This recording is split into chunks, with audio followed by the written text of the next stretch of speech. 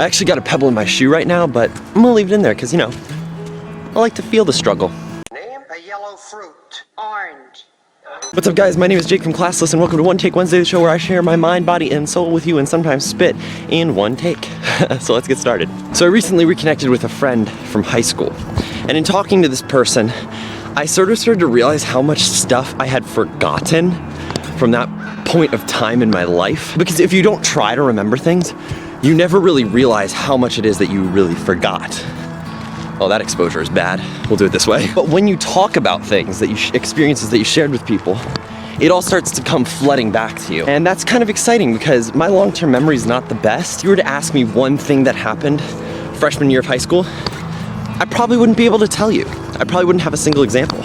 I wanted to tell you guys a story from that period of my life that I remembered as a result of this reconnection. This is the story of my friend, my best friend from high school, and a girl that he was in love with or obsessed with. So my friend in this story will be referred to as my friend. And this girl will be referred to as, let's give her a name, Ash Taylor. Okay, so Ash Taylor was a very, very, very tiny, little, small human. She was short. And she was the girl who sort of pseudo-flirted with a lot of members of our friend group. You could never really tell whether or not she was interested, and I was never really interested in her, so it never became a relevant piece of information for me to know that. But my friend was all about it. And for 3.5 years, he chewed our ears off about how in love with this girl he was, how much he wanted to be with her, and how it would be if he was with her. It got on our nerves like mad. We were all rooting for the kid to just end up dating the girl, because if that happened, then we would stop hearing about it. Well, in theory. We'd probably hear about it more if it didn't go so well. Get my sentiment. Continuing. Ooh. I don't know if you guys can see that, but there's a neat little pathy path here into these woods. Should we take it? Yeah, we'll do it. So I'll try to walk and talk at the same time. Eventually, the thing had reached its breaking point, and he was about ready to make a move on Ash Taylor. He was getting up to do it at Winter Formal. Get to Winter Formal, and we're doing the whole thing, and Ash Taylor comes up to me, okay? She takes my hand and starts walking me to the side. And I'm thinking, ooh, she's gonna tell me that she has feelings for my boy. It's gonna be killer! She takes me to the center of the floor where everybody's grinding, right? Because in middle school and high school dances, everybody would always grind on each other, right? She steps in front of me, and this girl starts to back it up into me. But I didn't want any. No, sir. No Ash Taylor for Jakers. And I didn't know what to do because we had mutual friends, and she was friends with our group, and she starts to back it up into me at this dance when I did not sign up for that kind of service. I was not paying the proper monthly fee for that to happen. Look to the side, and there's this kid next to me, and I'm gonna call this kid Michael, okay?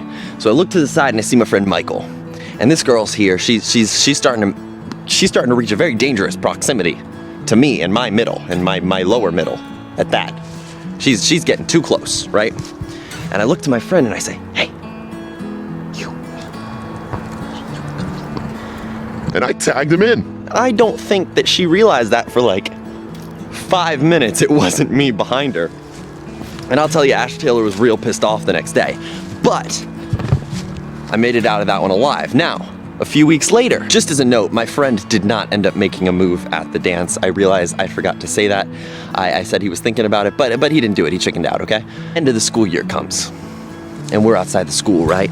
And Ash Taylor comes up with a couple of her friends. Now we got some group-on-group action going on. We're all standing in the same place. Ash Taylor comes up to my friend and says that she has feelings for him and that she wants to date him.